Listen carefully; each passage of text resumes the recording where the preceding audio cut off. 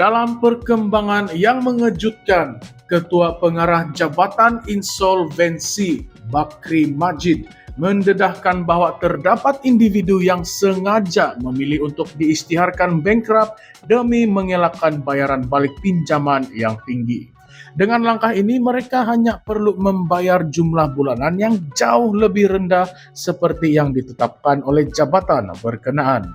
Menurut Bakri, tindakan ini membolehkan mereka melepaskan diri daripada tanggung jawab keuangan yang besar kerana jumlah sumbangan bulanan yang dikenakan seringkali jauh lebih rendah dan tidak mencukupi untuk menyelesaikan keseluruhan hutang mereka. Keadaan ini telah menjadi taktik bagi sesetengah individu untuk menangguhkan atau mengelakkan pembayaran hutang mereka. Bakri turut menjelaskan bahwa apabila seseorang diisytiharkan bankrupt oleh mahkamah, sumbangan bulanan yang ditetapkan oleh Jabatan Insolvensi adalah berdasarkan kemampuan individu tersebut dan bukannya jumlah keseluruhan hutang yang perlu dibayar. Ini memberikan ruang kepada individu tertentu untuk mengambil kesempatan terhadap kelemahan dalam sistem tersebut. Sebagai contoh, terdapat kes di mana seorang peminjam bersedia diisytiharkan bankrupt hanya untuk membayar jumlah minimum yang ditetapkan setiap bulan. Langkah ini mungkin tidak memberikan impak yang besar terhadap kehidupan mereka kerana status bankrupt tidak banyak mengganggu aktiviti harian, selagi mereka mematuhi syarat-syarat yang telah ditetapkan. Lebih mengejutkan, Bakri turut mendedahkan bahwa mereka yang memanfaatkan situasi ini boleh dibebaskan daripada status bankrupt dalam tempoh 3 hingga 5 tahun sekiranya mereka memenuhi semua syarat yang telah ditetapkan. Malah, terdapat mereka yang berjaya membuat keuntungan jangka panjang dengan menggunakan uang pinjaman tersebut untuk pelaburan atau membeli hartanah di bawah nama orang lain. Sebagai contoh, Bakri menyebut tentang seorang pegawai kerajaan grade rendah yang berjaya mendapatkan pinjaman lebih Rp700.000. Individu tersebut akhirnya diisytiharkan bankrupt apabila gagal membayar balik pinjaman tersebut dan diarahkan untuk membayar hanya Rp200 sebulan. Menurut Bakri, kes ini mencetuskan persoalan besar kerana bagaimana seorang kaki tangan kerajaan grade 29 mampu mendapatkan pinjaman sebesar itu. Kes ini juga mencadangkan bahwa individu tersebut mungkin telah menggunakan pelbagai taktik untuk mengelakkan bayaran balik yang besar kepada pemiutang. Selain itu, Bakri turut menyalahkan kelonggaran syarat pinjaman yang diberikan oleh institusi keuangan sebagai salah satu punca utama. Menurut beliau, sesetengah institusi keuangan tidak cukup tegas dalam menyaring permohonan pinjaman dan akhirnya meluluskan pinjaman kepada individu yang tidak benar-benar layak. Beliau juga menekankan bahwa kurangnya pengetahuan pengurusan keuangan dalam kalangan peminjam turut menyumbang kepada isu ini.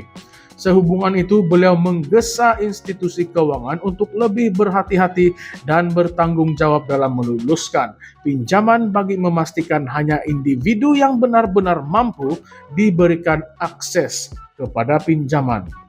Dalam menangani isu ini, Bakri berkata bahwa Jabatan Insolvensi juga berperanan untuk melindungi hak individu yang diisytiharkan bankrupt sambil menjaga kepentingan pemiutang. Namun, terdapat kes di mana individu yang diisytiharkan bankrupt tidak mengisytiharkan aset atau pendapatan mereka sepenuhnya. Ini bukan sahaja melanggar undang-undang, tetapi juga merugikan pihak pemiutang. Oleh itu, beliau menegaskan bahwa jabatan akan mengambil tindakan undang-undang terhadap individu yang cuba menyembunyikan aset atau pendapatan mereka. Isu ini menimbulkan pelbagai persoalan dan perdebatan. Yang pertama, adakah sistem kebankrapan yang sedia ada di Malaysia terlalu longgar sehingga membolehkan individu tertentu mengambil kesempatan? Jika benar status bankrupt tidak memberi impak besar terhadap kehidupan harian, adakah ini menghantar mesej yang salah kepada masyarakat?